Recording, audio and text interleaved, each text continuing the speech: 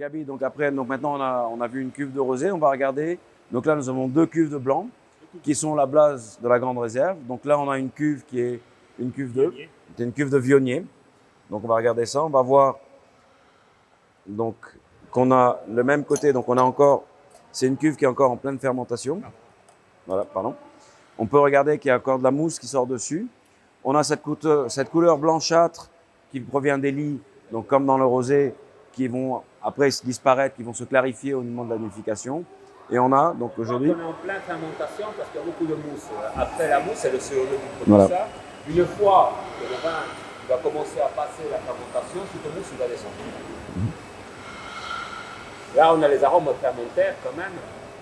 Donc là c'est un peu difficile de goûter à ce stade-là, puisqu'on a vraiment le CO2 qui ressort, qui nous prend le nez et qui sature un petit peu les arômes. Donc en fait, c'est un stade, je vais dire, qui est un petit peu ingrat pour la dégustation, puisqu'on a du mal à vraiment décerner ce qu'il y a dans les arômes. On sent cette fraîcheur, on sent ce côté un peu, moi je trouve un côté un peu fleur blanche, un peu ce côté-là, mais qui est troublé par la dégustation, par le CO2 au fait. Ça veut dire que pendant cette période de la dégustation, plein de fois pendant la fermentation, c'est une dégustation qu'on appelle technique. Ça veut dire qu'on n'est pas là en train de se faire plaisir, il n'y a pas une dégustation pour chercher beaucoup de choses. Ce qu'on va voir, c'est comme l'évolution de la fermentation se réalise bien, comme il faut, sans défaut. Mais là, quand même, on sort aussi la pêche et on peut quand même aussi, un tout petit peu, c'est l'effet exotique. Alors, c'est très marrant, quand on le prend en bouche, on a vraiment l'impression d'avoir un mini champagne en bouche, parce que c'est plein de bulles, c'est plein de CO2. Et en fait, c'est très troublant au niveau de la dégustation, puisque la présence de ce CO2-là nous masque un petit peu les arômes et les goûts qui sont à l'intérieur. Mais déjà, on sent la finesse quand même de ce Alors, culture. bien sûr, on peut identifier l'élégance et la finesse du vin, mais on a un peu du mal à goûter. Alors, on va regarder l'autre cuve, qui est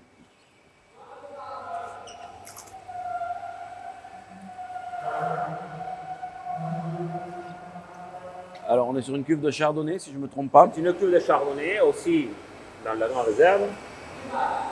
Et là, on sent c'est tout à fait différent. Autant la phase de fermentation est différente, autant aussi les arômes. Alors, on peut voir qu'il y a moins de bulles déjà dans le verre. Donc, le vin est déjà un peu plus fermenté. Donc, on a moins de sucre résiduel à l'intérieur. Et on va avoir déjà quelque chose qui n'est pas loin d'un vin qui est fini. Il reste encore. Mais déjà, aromatiquement, on voit la différence entre les deux cépages qui sont très différents, carrément. C'est-à-dire, un, il est beaucoup plus floral, on dit comme ça, beaucoup plus exotique. Lui, il est un peu plus carré, carrément plus profond. Alors, que le chardonnay. Mais on a beaucoup plus de rondeur, beaucoup plus d'ampleur dans la bouche. Et là, on est déjà sur un vin donc, qui est pratiquement fini sa fermentation. Donc, on arrive à le goûter plus facilement. Et on commence vraiment à retrouver ces caractéristiques qui ont personne. Déjà à savoir qu'est-ce qu'il va donner. Voilà. Qu'est-ce qu'il va nous apporter. Donc, en fait, quand on déguste, donc quand les vins et les parcelles sont rentrés dans les cuves, ce qu'on fait, c'est que quand on les déguste, on va sélectionner progressivement les cuves pour faire les assemblages. C'est-à-dire que maintenant, on sait déjà, en dégustant et le processus de vinification, que ces deux cuves-là vont faire partie de l'assemblage de la grande réserve blanc, comme on va sélectionner toutes les cuves pour faire les différents vins de la propriété. De toute façon, il faut comprendre que c'est très important que c'est le moment avant les vendanges, parce que les gens ils voient pas ça, mais c'est la réunion quand on se réunit et qu'on décide avec chaque parcelle lequel ça va être la définition, c'est-à-dire qu'est-ce qui va pouvoir nous apporter.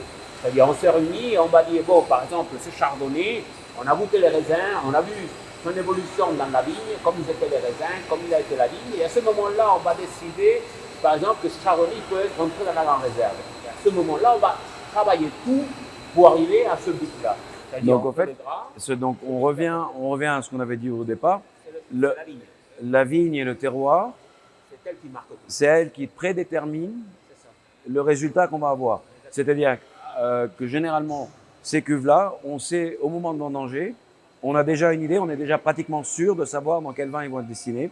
Et que, à moins qu'il se passe un événement ou quelque chose, on sait déjà au moment des vendanges dans quel vin ils sont prédestinés. C'est-à-dire, après, il faut voir comment il évolue et qu'est-ce que ces raisins-là, ils nous ont donné ce que nous on pensait qu'ils allaient donner. Voilà. Donc c'est-à-dire qu'il reste quand même une partie qui se passe dans la cave. C'est-à-dire que même si on prédestine ces raisins-là à une cuvée spéciale, on peut changer d'avis en cours de processus et les intégrer dans un autre vin.